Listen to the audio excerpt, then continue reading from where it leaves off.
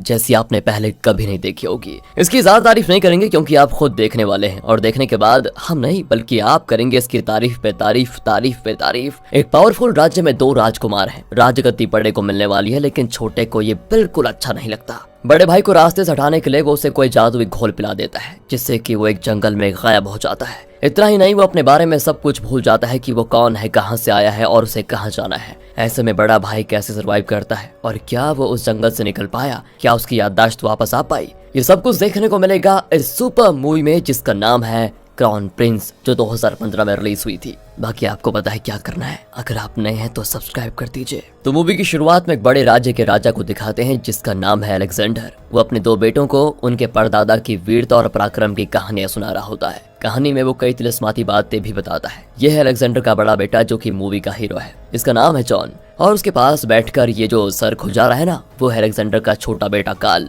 John कहानी को बड़े ध्यान से सुन रहा होता है, पलक भी नहीं झपकाता। पर कार्ल तो इधर उधर देखकर ये सोच रहा होता है कि बस यार बाबूजी ने कहानी शुरू कर दी, अब पता नहीं दोपहर का खाना खाने के लिए छोड़ेंगे या फिर रात तक कहानी से पेट भरवाएंगे। और ये उल्लू की तरह आंखें फाड़कर कहानी सुन रहा है। ये भाई नहीं दुश्मन है मेरा। इसकी वजह से बताओ मुझे भी कहानी सुनने की एक्टिंग करनी पड़ रही है। तो एक बार बाहर आजा बेटा, देख लूंगा तुझे। और अब राजा की कहानी इनके परदादा के टाइम से होती है शुरू। 100 साल पहले इस राज्य में एक जादूगर आया और तुम्हारी परदादी को उठाकर लेकर गया। बिना रानी के राज्य तो चलने से रहा, तो उस जादूगर को मारकर अपनी पत्नी यानी तुम्हारी परदादी को छुड़ाने के लिए एक बड़ी सेना लेकर निकले तुम्हारे परदादा। पर जादूगर को इसकी खबर हो गई और उसने आग के गोले छोड़कर पूरी सेना को बेहोश कर दिया। पर बेटो तुम्हारे परदादा जी चुप नहीं रहे। उन्होंने अपना कोई नुस्खा इस्तेमाल किया और उस जादूगर की जादुई छड़ी तोड़ डाली। फिर दादी को छुड़ा कर लेकर आ गए। कहा जाता है कि उसके बाद वो जादूगर एक जंगल के अंदर चला गया, जहाँ जाने के बाद लोग गायब हो जाते हैं वहीं पर ऐसा माना जाता है कि वो अभी भी उसी जंगल में रहता है। अब जंगल में गायब होने का कॉन्सेप्ट जॉन को बड़ा इंटरेस्टिंग लगता है और वो पूछता है कि वो जंगल होता कैसे है। यहाँ का तो मन ही मन चिढ़ रहा होता है कि यार ये भी कोई कहानी है क्या लुल्लू,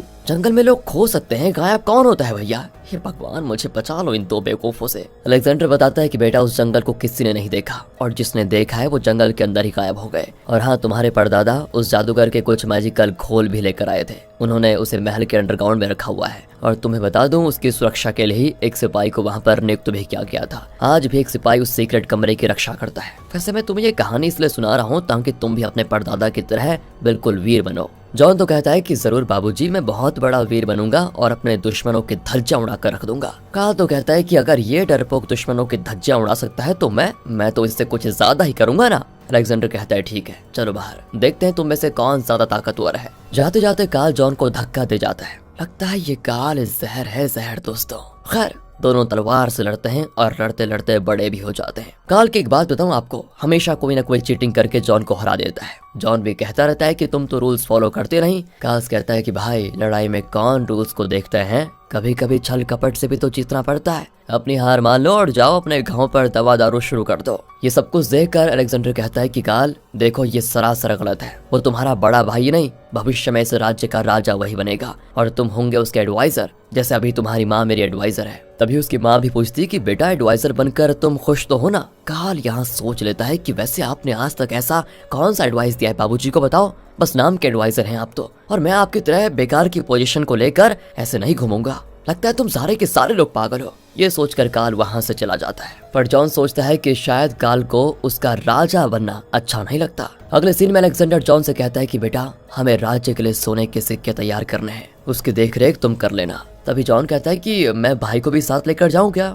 माँ कहती कि नहीं बेटा, हमारी परंपरा के अनुसार राजगद्दी का हकदार ही ये काम करता है। हाँ पर हमें खुशी है कि तुम हर चीज में अपने भाई को भी शामिल करना चाहते हो, बहुत बढ़िया। दूसरी ओर कार्ल अपने नौकर से कहता है कि जब इन लोगों को उसे ही राजा बनाना था तो मुझे पैदा क्यों किया इन्होंने। एडवाइजर के नाम पर मैं उसके पीछे लोटा लेकर नहीं घूमने वाला। अरे मेरी भी कोई इज्जत है, हमेशा बड़े भाई को क्यों राजा बनाया जाता है। देखना मैं इस रूल को तोड़ के रहूंगा। और अब उसका नौकर जिसका नाम पकोस्टा है, वो मजे से लेग पीस खाते हुए उसके आगे पीछे घूम रहा होता है। तो उसे बड़ा गुस्सा आता है कि यहाँ मेरी इज्जत दांव पे लगी हुई है और तुझे लेग पीस खाने की पड़ी है। खैर अब तुम ही कोई तरकीब बताओ मुझे। पकोस्टा कहता है कि अपने भाई पे हमला बोल दीजिए, अपने आप काम हो जाएगा। अब चुप हो जा, किसी ने सुन लिया तो दोनों को देश निकाला हो जाएगा। तभी कार्ल अपने परदादा की पेंटिंग देखता है और उसे याद आता है कि अंडरग्राउंड में परदादा ने मैजिकल घोल छुपाया हुआ है, पर मैंने सुना है कि वहाँ ताला लगा हुआ है, उसकी चाबी कहाँ से मिलेगी। और जब पकोस्टा कहता है कि अरे मैं किस दिन काम आऊंगा मेरे काका, कहकर वो चाबियों का गुच्छा निकालता है।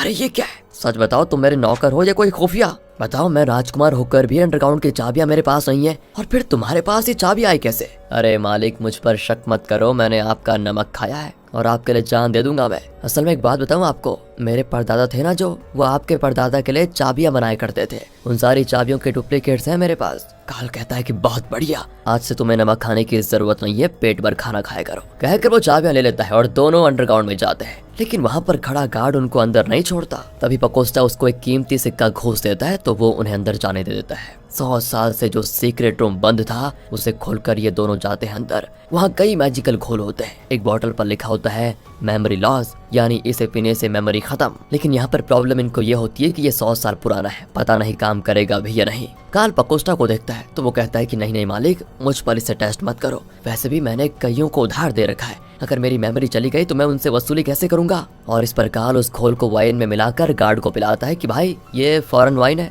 वो भी पी लेता है और नशे का परम आनंद उठाता है। उसे कोयल की कूक, फूलों की सुगंध, हवा का हल्का झोंका, ये सब महसूस होते हैं और वो खुश हो जाता है। वो काल से कहता है कि गुड मॉर्निंग और पूछता है कि मैं कौन हूँ और यहाँ पर क्या कर रहा हूँ। काल को यकीन हो जाता है कि ये घोल तो सच में काम करता है। तो वो गार्ड से कहता है कि तुम्हारा नाम बॉबी है और तुम यहाँ पर गार्ड हो। काल बड़ा खुश होता है कि आखिर बड़े भाई को रास्ते से हटाने की तरकीब मिल चुकी है मुझे। अगले दिन उसका बड़ा भाई जॉन घुड़सवारी करने निकल रहा होता है तो काल कहता है कि मैं भी चलूंगा भाई तुम्हारे साथ। जॉन बड़ा खुश होता है और पूछता है कि तुम्हें मेरे राजगद्दी चुनने से कोई एतराज तो नहीं है ना। काल कहता है कि अरे क्या बात कर रहे हो भ्राताश्री, आप तो मेरे बाप समान हो, आप राजा बनोगे तो मुझे तो खुशी होगी ना, और वैसे भी राजकाज में मेरा मन लगता भी नहीं है, आप बन रहे हो तो बहुत ही अच्छी बात है। इस तरह चिकनी चुपड़ी बातें करके वो जॉन के साथ चला जाता है। उसके पीछे उनके नौकर जाते हैं। जॉन पूछता है कि वैसे हम जा कहाँ रहे हैं। काल कहता है कि अरे भाई, हम उस मैजिकल जंगल के अंदर जाने वाले हैं। वैसे मुझे इन बातों पर विश्वास तो नहीं है, पर अगर आपको डर लगता है तो हाँ, नहीं जाएंगे। जॉन भी कहता है कि अरे किस बात का डर, मैं तो जरूर जाऊंगा। और अब दोनों उस मैजिकल जंगल की ओर जाने लग जाते हैं जिसके अंदर जाने से लोग होते हैं गायब। आसमान में बादल अजीब तरह से उमड़ रहे होते हैं, लेकिन ये लोग उसकी परवाह न करते हुए जंगल के पास आ जाते हैं। जॉन कहता है कि देख, मैं जंगल में जाकर देखता हूँ, तू बाद में आना, और तब तक ये घोड़ों का यहाँ पर ख्याल रखना। काल भी अंदर ही अंदर सोचता है कि तू जा तो यार, पहले मैं दुआ करूंगा कि तू लौटे ही ना, जंगल में गायब हो जाए। लेकिन दोस्तों, जाने से पहले वो जॉन को मेमोरी लॉस वाला घोल पिला देता है और कहता है कि बड़ा टेस्टी वाइन है, तुम एक घूंट पीकर जाओ भाई। जॉन बिना कुछ पूछे उसको पी लेता है और तुरंत किसी खूबसूरत दुनिया में चला जाता है जहाँ कोयल कूक रही है, फूल महक रहे हैं और हवा का हल्का झोंका चल रहा है। इन्हीं ख्यालों में खोकर वो काल से कहता है कि गुड मॉर्निंग, मतलब दोस्तों घोल काम कर रहा है। फिर भी काल जॉन को टेस्ट करने के लिए पूछता है कि तुम कौन हो। जॉन कहता है कि हाँ, वैसे मैं हूँ कौन। काल कहता है कि वो तो मुझे पता नहीं, लेकिन तुम जंगल में रहते हो और राज्य की सैर करने आए थे यहाँ पर। अब जाओ, जंगल में तुम्हारे लोग तुम्हारा इंतजार करते होंगे। जॉन उसे वाइन बोतल लौटाता है तो काल कहता है कि अरे तुम्हारा है, तुम रख लो। जॉन का फुल मेमोरी लॉस हो चुका है और वो काल का शुक्रिया अदा करके जंगल के अंदर चला जाता है। तभी जो जॉन का नौकर था ना, वो घबरा जाता है कि अरे तुम लोगों ने मेरे मालिक को कहाँ भेज दिया। वो भी जॉन के पीछे पीछे जंगल में चला जाता है। तभी कुछ दूर पर अचानक उसके पैरों को पेड़ों की जड़ें अकड़ लेती है और देखते देखते उसके हाथ पैर से टहनियां और पत्ते निकलने लग जाते हैं। वो डर के मारे चिल्लाता है, लेकिन जल्द ही वो एक पेड़ बन जाता है और ये देखकर ये बाकी लोग वहाँ से घबरा कर भाग जाते हैं। काल भी राज्य में लौट आता है और अपनी आंखों पर पानी डालकर रोने का ड्रामा करता है। वो अपने पेरेंट्स को एक्टिंग करता है कि पता है, मैंने भाई को बहुत मना किया, लेकिन उससे मेरी एक नहीं सुनी, वो उस मैजिकल जंगल में जाकर गायब हो गया। अलेक्जेंडर तो उसको डांटता है कि तुमने उसे रोका क्यों नहीं, गधे कहीं के।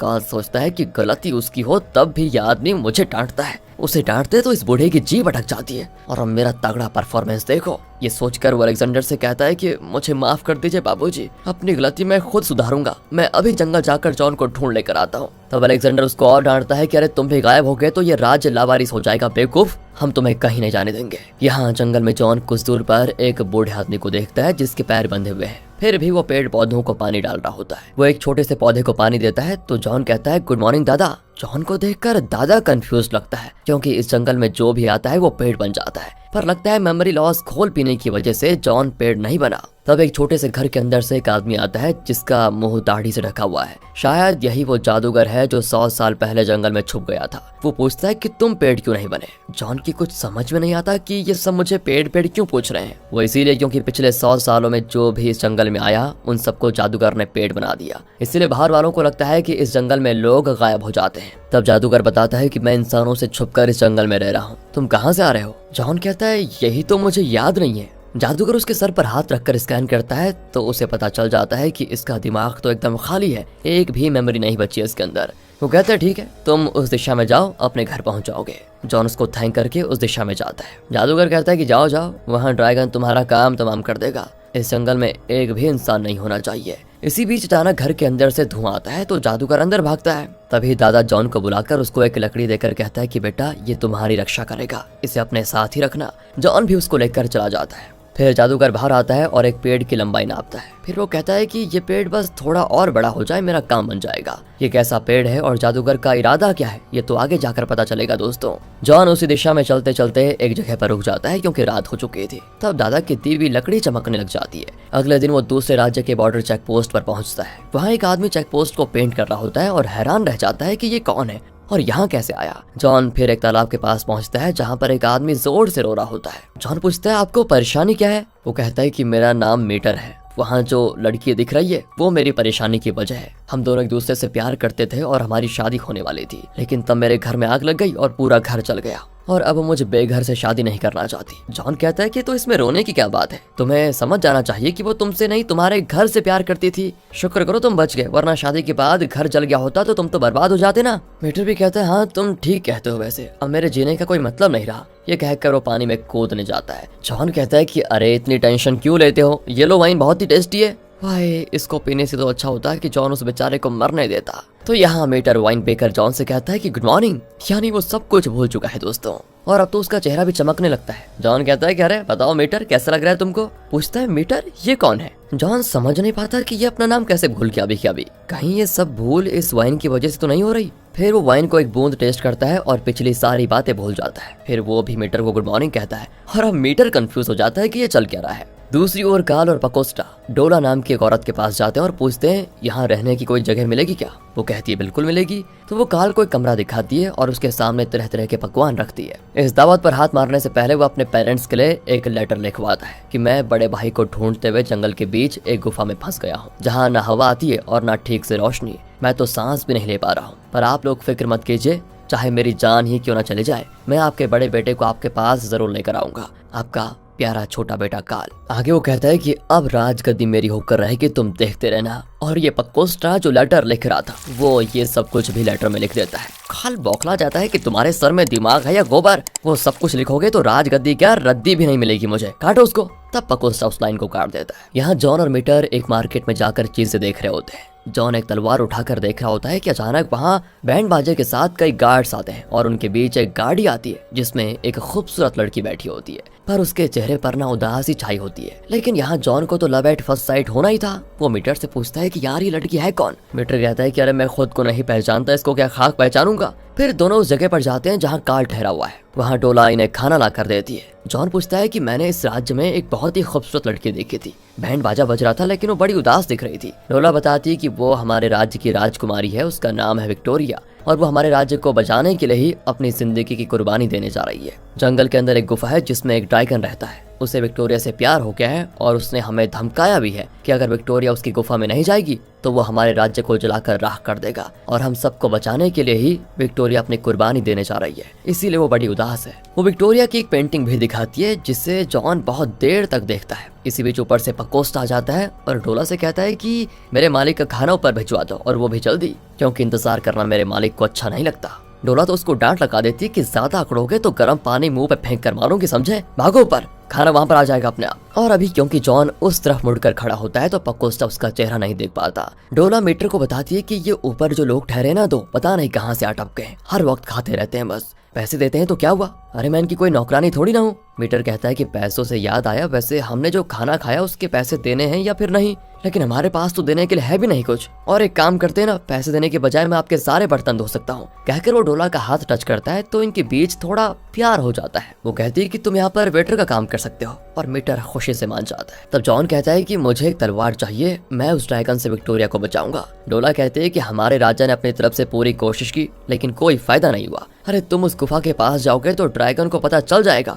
और वो तुरंत तुम्हें मार डालेगा। पर जॉन कहता है नहीं, मेरे पास एक तरकीब है, मैं विक्टोरिया को जरूर बचाऊंगा, देख लेना तुम। फिर वो मीटर से विदा लेकर निकल रहा होता है तो ऊपर की खिड़की खुलती है और काल बाहर झांकता है ओह अच्छा हुआ उसने जॉन को नहीं देखा। दूसरी ओर विक्टोरिया को जंगल की उस अंधेरी गुफा में हाथ वगैरह बांध कर छोड़ दिया जाता है। बेचारी बहुत डरी हुई होती है। तब जॉन एक मशाल लिए गुफा में घुसता है। उसके पैरों पर कोई चिपचिपा पदार्थ चिपका होता है, शायद ड्रैगन का गोबर है। उसकी आहट सुनकर विक्टोरिया बहुत डर जाती है। जॉन तभी अचानक उसके सामने जाकर खड़ा हो जाता है तो विक्टोरिया की धड़कन रुक जाती है। वो डांटती है कि मुझे डराने आए थे क्या, तुम हो कौन? जॉन कहता है कि वो तो मैं खुद भी नहीं जानता, लेकिन इतना जानता हूँ कि मैं तुम्हें यहाँ पर बचाने आया हूँ। अरे तुम पागल मत बनो, अगर तुम मुझे यहाँ से लेकर गए तो वो पावरफुल ड्रैगन हमारे लोगों को मतलब पूरे राज्य को खा लेगा और तुम्हारी जान जाएगी वो अलग। तुम एक काम करो, जल्दी से यहाँ से निकल जाओ। और तभी वहाँ पर ड्रैगन की आहट होती है जो कि बिल्कुल बादलों के गरजने की आवाज जैसी लगती है। जॉन इसी बीच विक्टोरिया की रस्सी खोल देता है और कहता है जैसा मैं कहता हूँ वैसा करो। वो विक्टोरिया को दूसरी ओर लेकर आता है। इसी बीच ड्रैगन और पास आ जाता है और वाकई में बहुत ही बड़ा और खतरनाक दिखता है। उसकी धुआंधार एंट्री से जॉन नहीं डरता, उसके साथ लड़ने के लिए बिल्कुल तैयार हो जाता है बल्कि।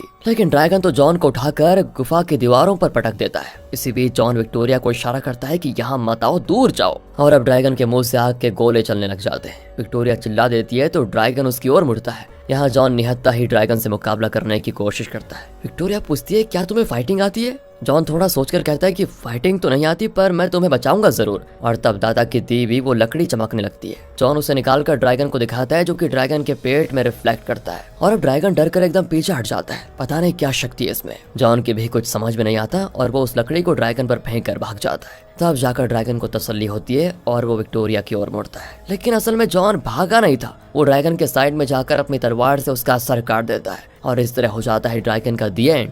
विक्टोरिया खुशी के मारे जॉन को गले लगा लेती है और कहती है तुम सच में शूरवीर हो। वैसे तुम्हारा नाम क्या है? जॉन कहता है नाम वो तो मुझे याद नहीं। फिर दोनों वहां से बाहर निकलते हैं और रास्ते भर इनकी बातें चलती रहती है। विक्टोरिया पूछती है क्या तुम किसी ऊंची जगह से गिरकर आए थे या फिर किसी ने तुमको जहर दे दिया था? तुम्हारी मेमोरी लॉस कैसे हुई? जॉन कहता है कि वही तो याद नहीं है मुझे। चलो कोई बात नहीं, मैं तुम्हें जैकी बुलाऊंगी। मुझे तो विश्वास ही नहीं होता कि मैं ड्रैगन से बच गई। तुम सच में बड़े वीर हो जैकी। क्या तुम्हें राजा बनना है? जॉन कहता है नहीं, मुझे ऐसा कोई शौक तो नहीं है। और तभी विक्टोरिया कहती है कि अगर तुम मुझसे शादी करोगे तो इस राज्य के राजा बन जाओगे। विक्टोरिया भी जॉन से प्यार करने लगी है। वो कहती है कि हमारे यहाँ एक टूर्नामेंट होता है, उसमें तुम जीत गए तो मुझसे शादी कर पाओगे। ये कहकर वो जॉन को किस करती है। दूसरी ओर काल अपने और पकोस्टा के ऊपर कीचड़ लगाकर राजा और रानी के आगे नौटंकी करता है कि हमने जॉन को पहाड़, नदी, गुफा, जंगल हर जगह ढूंढा पर उसका कहीं पता नहीं चला। लगता है वो इस दुनिया में है ही नहीं। पर अलेक्जेंडर कहता है कि ऐसा मत कहो, मुझे विश्वास है कि वो जरूर कहीं ना कहीं जिंदा होगा और एक दिन लौट कर आएगा। बेटा एक काम करो, तुम अपनी कोशिश छोड़ दो, मैं अपनी सेना को भेजकर उसे ढूंढ निकालूंगा, क्योंकि राजगद्दी पर तो वही बैठेगा। काल तो मायूस हो जाता है और खुद में सोचता है कि बाबूजी ने मेरा सारा प्लान ठप कर दिया। दूसरी ओर विक्टोरिया और जॉन एक जगह पर बैठे होते हैं। दोस्तों विक्टोरिया तो जॉन को जैकी कह रही है, लेकिन हम जॉन ही कहेंगे, ओके, कंफ्यूज मत होना। अब विक्टोरिया को प्यास लगी है तो जॉन उसे अपना वही मेमोरी लॉस वाला वाइन दे देता है। पता नहीं कितनों की मेमोरी लॉस होगी, यही सोच रहे हैं ना? पर नहीं, विक्टोरिया उसको पीने वाली होती लेकिन पीती नहीं। वो कहती कि देखो प्यास तो पानी से बुझेगी। जॉन भी वाइन वापस लेकर उसके लिए पानी लेने जाता है, लेकिन बॉटल में पड़ा थोड़ा वाइन वो खुद पी लेता है और अब वो फिर से सब कुछ भूल जाता है। मतलब वो विक्टोरिया को भी भूल जाता है। दादा की दी हुई लकड़ी को भी फेंक कर वो दूसरी दिशा में चला जाता है। रास्ते में गैंग बैठा होता है। जॉन से बात करके वो समझ जाते हैं कि इसे अपने बारे में कुछ याद नहीं है। तो दोस्तों वो इसका फायदा उठाते हैं और कहते हैं कि हमारे साथ मिलकर काम करोगे तो मुनाफे का 10% देंगे तुम्हें। जॉन भी मान जाता है। तो वो जॉन को उसी का मिसिंग पोस्टर दिखाकर कहते हैं कि ये पास के राजा का राजकुमार है, इसका नाम है जॉन। क्या तुम इसको जानते हो? इसे ढूंढ कर लाने वाले को ढेर सारे सोने के सिक्के मिलेंगे। जॉन अपनी तस्वीर देखकर उसे पहचान नहीं पाता और ये लोग भी नहीं पहचानते कि यही पोस्टर वाला राजकुमार है। दूसरी ओर विक्टोरिया बहुत देर जॉन का इंतजार करते हुए उसको ढूंढने निकल जाती है। वो उस लकड़ी को देखती है जिसे जॉन ने फेंक दिया था। रात को वो लकड़ी चमकने लगती है तो विक्टोरिया को पता चल जाता है कि ये कोई जादुई लकड़ी है, इसमें कुछ शक्ति जरूर है। यहाँ जॉन उस गैंग के साथ जा रहा होता है। उनका लीडर बताता है कि इस राज्य की राजकुमारी से एक ड्रैगन को प्यार हो गया था और राजा के एक आदमी उसे गुफा में छोड़ आए, पर न जाने कहां से एक शूरवीर आया और उस खतरनाक ड्रैगन का सर काट कर उसने राजकुमारी को बचा लिया। अब क्योंकि जॉन तो सब कुछ भूल चुका है तो वो भी कहता है कि वाह, वो सच में बहुत ही हिम्मत वाला होगा। यहाँ विक्टोरिया राजमहल में वापस आती है। इस खुशी को धूमधाम से सेलिब्रेट किया जाता है। विक्टोरिया अपने पेरेंट्स को जॉन के बारे में बताती है तो वो कहते हैं कि अगर वो सच में तुमसे प्यार करता है तो टूर्नामेंट में जरूर आएगा और जीतेगा भी। दूसरी ओर जॉन और उसके साथी उसी मैजिकल जंगल में चले जाते हैं, लेकिन उनके घोड़े वहाँ से डरकर भाग जाते हैं। जॉन फिर एक बार फिर जादूगर के घर के पास चला जाता है। उसको देखकर दादा बड़ा खुश हो जाता है और कहता है बेटा तुम आ गए। अब जॉन यहाँ पर थोड़ा खुश होता है कि आप मुझे जानते हैं क्या? प्लीज बताइए ना मैं कौन हूँ। जादूगर तो फिर से हैरान हो जाता है कि ये ड्रैगन से जिंदा कैसे बच गया। वो फिर से जॉन के सर पर हाथ रखकर उसके दिमाग को स्कैन करता है तो पता चलता है कि अभी भी इसका दिमाग एकदम खाली है, इसकी कोई मेमोरीज नहीं है। जॉन पूछता है कि मैं इस राज्य के राजकुमार जॉन को ढूंढ रहा हूँ, क्या आपने कहीं उसको देखा है? जादूगर का तो सर चकराने लग जाता है कि इस गधे को खुद के बारे में कुछ याद ही नहीं है और ये चला राजकुमार को ढूंढने जो कि ये खुद है। तब वो जॉन के हाथ पर लगा चोट देखता है, उस पर बंधी हुई पट्टी उतार लेता है। वो कहता है कि ठीक है, इस कपड़े के जरिए ही कुछ पता लगाने की कोशिश करता हूँ। दूसरी ओर कार्ल जॉन के पोस्टर पर तीर चलाकर बड़ा खुश हो रहा होता है। तब पोकोस्टा उसे पास के राज्य में होने वाले टूर्नामेंट का दिखाता है पोस्टर। कार्ल बड़ा खुश हो जाता है कि अगर मैं ये टूर्नामेंट जीत गया तो जरूर वो राजा अपनी बेटी की शादी मुझसे करवाएगा, फिर मैं 2 रानियों का राजा बन जाऊंगा। वो अपने पेरेंट्स को बताता है तो वो चेतावनी देते हैं कि उस टूर्नामेंट में जीतना उतना आसान नहीं है, बेटा कहीं लेने के देने न पड़ जाए। पर कार्ल उस मैजिकल घोल के भरोसे बैठा हुआ है कि उसकी मदद से मैं कोई भी टूर्नामेंट जीत सकता हूँ।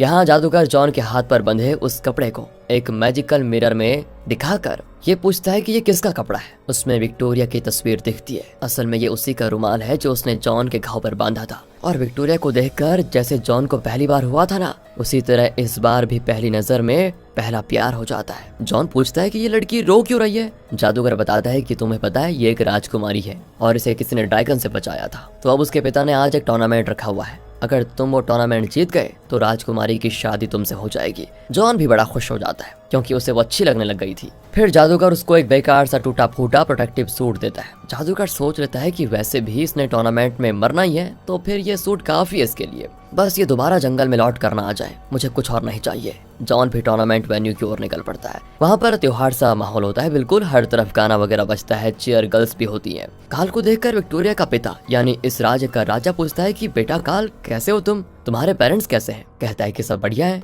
तो रानी पूछती है कि तुम्हारे भाई का कुछ पता चला बेटा कार्ल? कार्ल तो मुंह लटकाकर कहता है कि नहीं माता रानी, मैंने उसे हर जगह ढूंढा पर वो कहीं नहीं मिला। फिर वो विक्टोरिया को देखकर कहता है कि ये टूर्नामेंट तो मैं ही जीतूंगा, देखना तुम, फिर तुम मेरी हो जाओगी। कार्ल को वहाँ पर एक बढ़िया सा कमरा दिया जाता है। वहाँ जाकर वो अपना मैजिकल घोल खोलकर पीने वाला होता है, लेकिन बड़ा बदबूदार होता है। और अब आप सोच रहे होंगे कि ये पी क्यों रहा है। दरअसल दोस्तों ये दूसरा घोल है, इससे शायद मेमोरी लॉस नहीं होती, कुछ और होता है। तभी वो बोतल पर लिखा हुआ नोट पढ़ता है कि ये पीने की चीजें नहीं है, इसे किसी चीज पर लगाओगे तो वो चीज बहुत पावरफुल बन जाएगी। तब वो उस घोल को अपने बर्छे पर लगाने का फैसला करता है और घोल लगाते बर्छे में जैसी कोई शक्ति आ गई थी। अब वेन्यू में स्टेज पर राजा, रानी और विक्टोरिया बैठी होती हैं और कंटेस्टेंट्स ग्राउंड में आने लगते हैं। विक्टोरिया की आंखें बड़ी बेसब्री से जॉन को ढूंढ रही होती हैं, लेकिन वो आता नहीं, वो उदास होकर बैठी होती है। जॉन यहाँ सूट वूट पहनकर वेन्यू की ओर आ रहा होता है तो रास्ते में मेटर उसको देख लेता है। वो डोला को बताता है कि ये जरूर मेरा दोस्त है क्योंकि इसके पास मेरी तलवार है। फिर वो भी जॉन के पीछे जाता है और टूर्नामेंट वेन्यू पर पहुंच जाता है।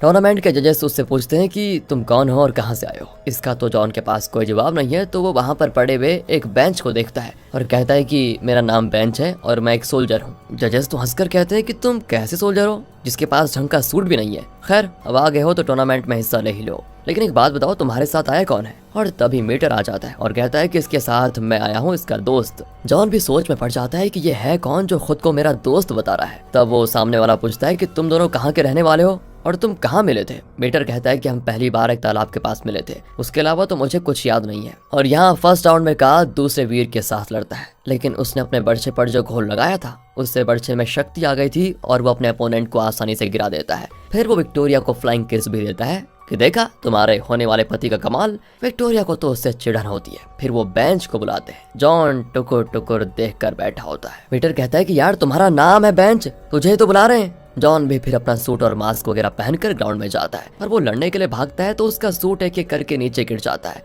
और ये देखकर वहाँ पर सभी की हंसी छूट जाती है। लेकिन क्या है ना, जॉन उसकी परवाह नहीं करता और अपने अपोनेंट को आसानी से गिरा देता है। मीटर उसे खूब चेयर करता है तो जॉन को लगता है कि ओहो शायद मैं एक बहुत ही ब्रेव सोल्जर हूँ। सेकंड राउंड में भी कार्ल अपने अपोनेंट को उसकी नानी याद दिला देता है, मतलब उसे बड़ी आसानी से हरा देता है। जॉन भी अपने अगले अपोनेंट को मार गिराता है। पर ये सारी चीज देखकर विक्टोरिया बड़ी परेशान हो जाती है कि अब तो कार्ल जीतने वाला है और मैं किसी भी हाल में इससे शादी नहीं करूंगी। पर राजा कहता है कि वो नहीं जीतेगा क्योंकि फाइनल्स में उसकी टक्कर बेंच नाम के सोल्जर से होने वाली है जो उससे भी ज्यादा ताकतवर मालूम होता है। विक्टोरिया इस पर थोड़ी शांत हो जाती है। काल तो मन ही मन जश्न मना रहा होता है कि बस आगे के 2 राउंड भी मैं ही जीतूंगा और फिर विक्टोरिया और उसके बाप का राज्य मेरा हो जाएगा। अचानक जॉन को अपने पास बैठा देखकर काल की आंखें बड़ी हो जाती है। इतने में मेटर जॉन को अगले राउंड के लिए लेकर जाता है, जहां पर जॉन हमेशा की तरह अपने अपोनेंट को हरा देता है और इस बार वो विक्टोरिया को देखकर हाथ हिलाता है। पर क्योंकि जॉन ने मास्क पहना हुआ था तो विक्टोरिया को लगता है कि ये बेंच होगा, बेंच नाम का सोल्जर। तो वो तो राजा पर गुस्सा करती है कि काल नहीं जीता तो ये बेंच जीतेगा और आप मेरी शादी इस बेंच से करा दोगे, है ना? एकदम घटिया लॉजिक है आपका। लेकिन तभी जॉन अपना मास्क उतारता है तो उसे देखकर विक्टोरिया की खुशी का कोई ठिकाना नहीं होता। वो अपने पेरेंट्स को बताती है कि यही तो है मेरा सुरक्षा कवच जिसने मुझे ड्रैगन से बचाया था, मैं तो इसी से शादी करूंगी चाहे कुछ भी हो जाए। और फिर होती एक मीटिंग जिसमें जॉन बताता है मुझे तो कुछ याद नहीं है कि मैंने कब किस ड्रैगन को मारा था। विक्टोरिया तुरंत उसके हाथ में बंधा हुआ रुमाल दिखाकर कहती है जब ये ड्रैगन से लड़ रहा था तो इसे चोट लगी थी और मैंने अपना रुमाल इसके घाव पर बांधा था। जॉन कहता है वो तो मुझे याद नहीं, लेकिन तुम मुझे बहुत ही पसंद हो। ये कहकर वो विक्टोरिया को गले लगाने वाला होता है कि कबाब में हड्डी बनकर काल बीच में आ जाता है। वो राजा से कहता है कि यहाँ पर चल क्या रहा है योर ऑनर, आपकी शर्त ये थी कि जो टूर्नामेंट जीतेगा वो आपका दामाद बनेगा, लेकिन अब किसी अरे गहरे को लाकर उसे अपनी बेटी का हाथ देना चाहते हैं आप। वो जॉन से पूछता है कि तुम्हारा नाम क्या है, कहाँ से आए हो तुम और ड्रैगन को तुमने कैसे मारा? लेकिन जॉन को तो कुछ याद ही नहीं है। काल कहता है कि एक बात बताइए राजा जी, आप ऐसे भुलक्कड़ आदमी को अपनी बेटी देना चाहते हैं? राजा तो गुस्से में फिर ऐलान कर देता है कि टूर्नामेंट में जो जीतेगा उसी से मेरी बेटी की होगी शादी। अगले सीन में विक्टोरिया जॉन से पूछती है कि तुम्हें हुआ क्या है, तुम मेरे लिए पानी लेने के लिए गए थे और लौटे नहीं, जरूर तुम्हारे साथ कुछ बुरा हो रहा है। तभी बकोटा काल का पर्चा लेकर जा रहा होता है। विक्टोरिया को शक होता है कि ये पर्चा अपने साथ क्यों लेकर जा रहा है, तो वो पकोस्टा का पीछा करके काल के कमरे में पहुंचती है और उस मैजिकल खोल को देख रही होती है। अचानक किसी की आहट सुनकर वो बेड के नीचे छुप जाती है। तभी पकोस्टा और काल अंदर आते हैं। काल कहता है कि मैंने कितनी मुश्किल से अपने भाई जॉन को मैजिकल घोल पिलाकर उसकी मेमोरी लॉस करवाई थी, उसे जंगल में भेजा था, लेकिन वो तो पेड़ बनने के बजाय वापस आ गया और यहाँ बेंच नाम के नाम से मेरी जान खा रहा है। और तो और विक्टोरिया कह रही थी कि उसने ड्रैगन को भी मार डाला था, पर फिलहाल डरने की बात नहीं है क्योंकि वैसे भी जॉन को कुछ याद तो है नहीं। ये कहकर वो बाहर चला जाता है। उनके जाने के बाद विक्टोरिया तुरंत जाकर राजा को काल की असलियत बता देती है और मैजिकल घोल भी दिखाती है। पर राजा कहता है कि बेटा तुम्हें काल पसंद नहीं है, इसलिए तुम उस पर खामखा इल्जाम लगा रही हो। वो घोल को सूंघता है तो उसकी बदबू राजा से बर्दाश्त नहीं होती और वो बोतल को फेंक देता है, जो कि स्टेज के नीचे गिरकर टूट जाता है। विक्टोरिया डांटती है कि आप कैसे राजा हो, सबूत को चकनाचूर कर दिया आपने।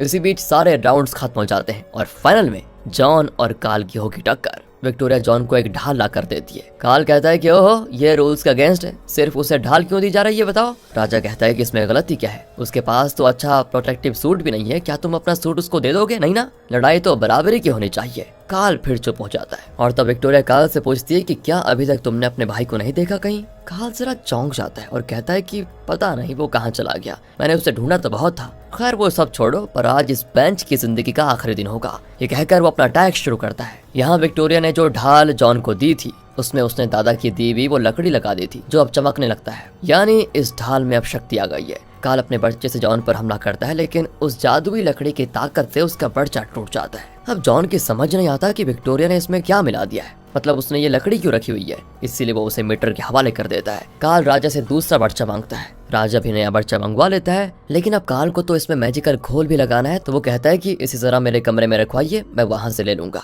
राजा कहता है कि पागल हो गए हो क्या, तुम यहाँ खड़े हो और बच्चा भी यहीं पर है, इसे उठाओ और जाओ लड़ो, कमरे में जाकर इसकी पूजा करोगे क्या? अब काल दुविधा में पड़ जाता है, लेकिन वो कहता है कि मुझे ये बच्चा थोड़ा कमजोर लग रहा है, इसीलिए इसकी बजाय मैं तलवार से लड़ना चाहूंगा। असल में बचपन से तलवार चलाने में काल जॉन से ज्यादा माहिर था और हमेशा काल ही जीतता था, इसलिए काल इतना कॉन्फिडेंट है कि वो जीत जाएगा। राजा भी मान जाता है और अब दोनों तलवार लिए खड़े होते हैं और हमेशा की तरह काल चीटिंग करके जीतना चाहता है और वो वहाँ पर खड़े एक आदमी का कपड़ा छीनकर जॉन पर फेंकता है, लेकिन जॉन उसकी हर चाल को बेहतरीन तरीके से अच्छे तरीके से डिफेंड करके उसको हरा देता है। और यहाँ पर रिवील होता है एक ट्विस्ट। शुरू से जब भी जॉन और काल के बीच तलवार की लड़ाई होती थी तो हमेशा काल जीतता था, लेकिन आज जॉन कैसे जीत गया? असल में दोस्तों जॉन जानबूझकर अपने छोटे भाई का दिल रखने के लिए खुद हार जाता था, लेकिन अब उसे याद नहीं है कि ये उसका छोटा भाई है, तो वो अपनी पूरी काबिलियत का इस्तेमाल करके जीत गया। फिर क्या था, विक्टोरिया भागकर जॉन को गले लगा लेती है। तब जॉन और काल का पिता यानी अलेक्जेंडर आ जाता है। राजा उसका स्वागत करता है। अलेक्जेंडर काल को देखकर कहता है क्या हुआ, हार गए क्या?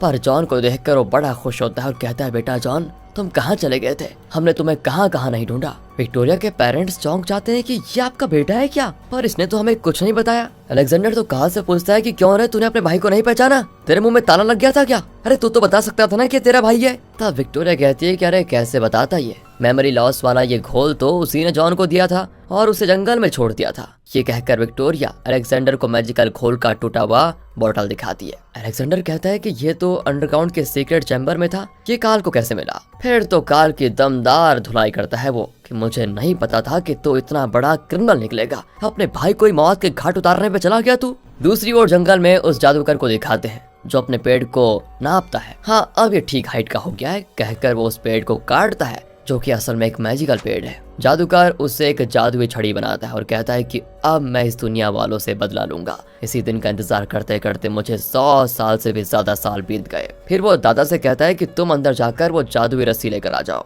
वो भी रस्सी लेने जाता है और वहाँ पर जो जॉन का वाइन बॉटल दिखता है जिसमें मेमोरी लॉस वाला घोल मिला हुआ है। इतने में जादूगर आ जाता है और कहता है ये तो वाइन लग रहा है, थोड़ा टेस्ट करके देखता हूँ, कहकर वो उसको पी लेता है। फिर क्या था, उसे भी वही कोयल की कूक, फूलों की सुगंध, हवा का हल्का झोंका, ये सब महसूस हो जाता है। मतलब इसकी भी मेमोरी गई। वो अपनी टोपी निकालकर दादा से कहता है कि गुड मॉर्निंग। इसके तुरंत बाद दादा के पैर पर बंधा चेन गायब हो जाता है। यही नहीं, जादूगर ने अब तक जिन लोगों को यहाँ पेड़ बना दिया था वो सभी वापस इंसान बन जाते हैं और सभी जंगल से बाहर निकलते हैं। तभी यहाँ जॉन और विक्टोरिया जंगल आते हैं और दादा को अपनी शादी के लिए करते हैं इनवाइट। जॉन कहता है कि मेरी याददाश्त तो खो चुकी, लेकिन मुझसे प्यार करने वाली लड़की मिल गई थी मुझको। इस पर जादूगर कहता है कि बधाई हो बेटा। फिर वो दादा से पूछता है कि ये भला चंगा लड़का है कौन, आपका रिश्तेदार है क्या? अगले सीन में शादी की दावत को दिखाते हैं जहां जादूगर, दादा, मीटर, डोला और सारे मेहमान खाने को एंजॉय कर रहे होते हैं। जादूगर जॉन के परदादा की पेंटिंग को देखकर पूछता है ये कौन है? अलेक्जेंडर कहता है कि ये तो वो शूरवीर थे